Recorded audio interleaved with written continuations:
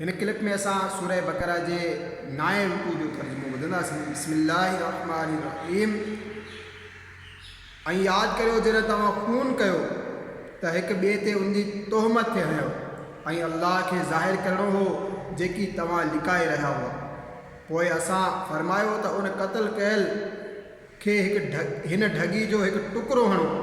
अल्लाह ईअं ई मुअल ॾियारींदो ऐं अव्हांखे पंहिंजूं निशानियूं ॾेखारे थो त मन अव्हां अक़ल खां कमु वठो। उन वाक़े खां पोइ वरी बि अव्हां जूं दिलियूं सख़्तु थी वियूं, ॼण त उहे पथर आहिनि, बल्कि उन खां बि वधीक सख़्तु। ऐं पथरनि मां के पथर उहे आहिनि जिन मां नदियूं फाटी निकिरनि थियूं, ऐं के अहिड़ा आहिनि जेकी फाटी पवनि था त उन्हनि मां पाणी निकिरे थो, ऐं के अहिड़ा बि आहिनि जेकी अल्लाह जे ख़ौफ़ खां हेठि किरी पवनि था। अल्लाह अव्हां जे करतूतनि खां बेख़बर न आहे। छा पोइ बि मुसलमानो अव्हांखे इहा लालच आहे त यहूदी अव्हां ते यकीन रखंदा?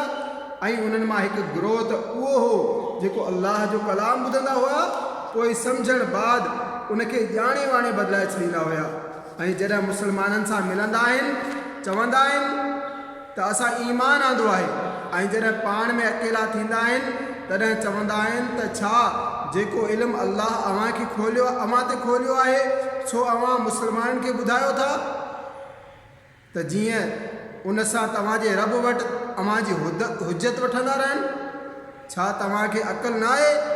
छा नथा ॼाणनि त जेकी कुझु लिकाइनि था ऐं जो कुझु ज़ाहिर कनि था सो अल्लाह ॼाणे थो?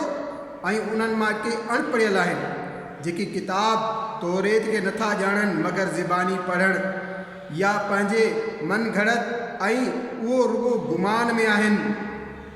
सो तबाही आहे उन्हनि लाइ जेकी किताब पंहिंजे हथनि सां लिखनि पोइ चवनि त हीअ अल्लाह वटि आहे, जीअं उन जे एवज़ थोरो मुल वठी सघनि।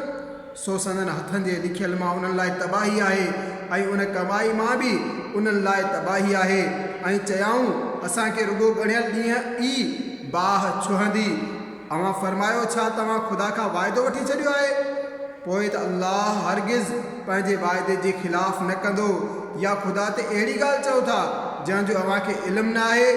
हा छो न, जेको गुनाह करे संदसि गुनाहनि उनखे घेरे वरितो त उहो दोज़खियनि मां आहे, उन्हनि खे उन में हमेशह रहणो आहे।